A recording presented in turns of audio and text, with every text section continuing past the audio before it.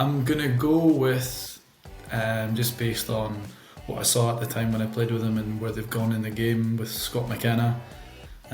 Great left foot, Mr. 8 out of 10 every week, and deserves to be where he is now. I think it goes back to when I was in the States. I think we played against a boy called Franzi Perot, and I just seen him in the Champions League the other night playing for Maccabi Haifa. Big 6'4" striker from Haiti. Played for a university called Coastal Carolina. We beat them 1-0, which I was having a good laugh about myself. And then I see him playing in the Champions League, and no, he was a right good handful. Could run, big strong boy, could shoot off either foot. Delighted to get out there with a clean sheet, to be honest. I think purely not for the thought of maybe necessarily getting a result out of it, but it's got to be one the old firm away, hasn't it?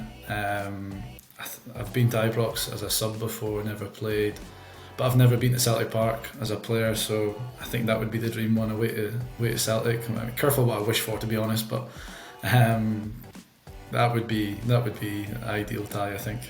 Other than chuck it, I think probably when I was younger I struggled with, after making a mistake, especially as a goalkeeper, of getting my head back in the game kind of thing, so a bit of a tantrum after chucking one, and I think maybe that was the best bit of advice, because if I'd carried that into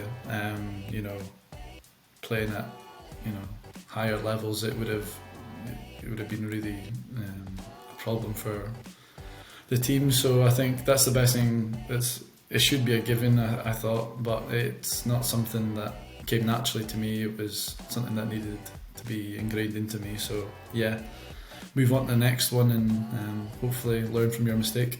Oh, worst patter. I'm not going to be popular for this one, but I think worst patter, I'm going to go with Hamish Thompson. I think he likes to stick the foot in now and again, but has a few one-liners that don't quite come off. I think this will be a common one amongst folk, but Roger Federer, every time you watch him, he just oozes class, never a bead of sweat on his forehead, has won so much in tennis. I don't know exactly his record and that, but he's just a pleasure to watch, isn't he? That backhand, effortless, and he just seems a right gentleman as well, so yeah, I'll go with Big Roger.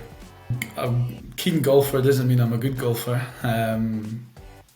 Try and play when I can, Sundays, any holidays. If I can get out after work, I'll try to get 9 holes or 18 holes in, but it's a sport that's just so frustrating, so I'm glad it's not my main one, or else I think I would have chucked it by now if that was the main sport. Tough one, this one. I think the one that stands out has got to be Miami. I was down there for the notorious spring break down in America, so that was unbelievable. Boat parties, beach parties, accommodation, food, it was unbelievable, different world. A bit expensive, but mind you, but different class. I'm gonna go with, I think Breaking Bad was up there for me. That was a really top show. Watched that a couple of years ago and a bit late to the party, but wow, fantastic. As long as it's no Fraser McLeod, I'll be happy.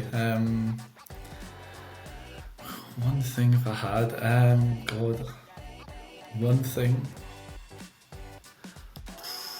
I'll bring, should be food or water, shouldn't it? That should be the given. Got to bring the music, I think. I think it'd be a very lonely, boring place without some tunes, so I'll bring the boombox. We'll start with David Beckham, because I think he just oozes a bit of class. Would love to pick his brain about a few things. I then go Margot Robbie, just for the obvious.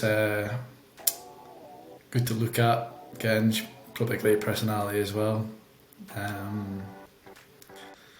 Interesting party so far. Whose brain would I love to pick? Maybe a bit of Leonardo DiCaprio as well. Again, oozes a bit of class. Done so many good movies that I've watched.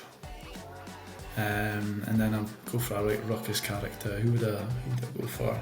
Roy Keane, I think. Yeah, I think he would just be brilliant. He would just say it as it is.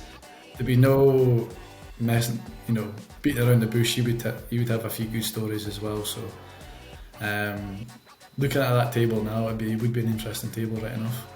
It's got to be half full, isn't it? I think whoever goes half empty is a bit, a negative Nancy. So half full, yeah, we'll go half full.